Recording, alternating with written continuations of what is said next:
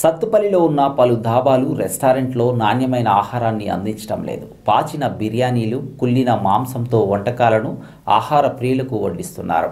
అమ్ముడుపోక మిగిలిన ఆహారాన్ని ఉదయాన్నే వేడి చేసి వడ్డిస్తూ నిల్వ ఉంచిన పాచిన మాంసాన్ని ఆహారంలో వాడుతున్నారు.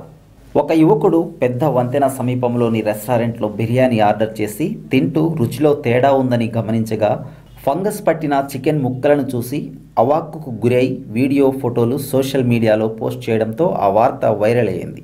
వినియోగదారుల నుండి డబ్బులు తీసుకుంటూనే నాణ్యమైన ఆహారాన్ని అందించక లాభం పొందుతున్న ధాబా, రెస్టారెంట్లపై ఫుడ్ ఇన్స్పెక్టర్లు దృష్టి సారించి ఇన్స్పెక్షన్ జరిపి వినియోగదారులు రోగాల బారిన పడకుండా చూడాలని, నాణ్యమైన ఆహారాన్ని అందించేలా చూడాలని స్థానికులు కోరుతున్నారు.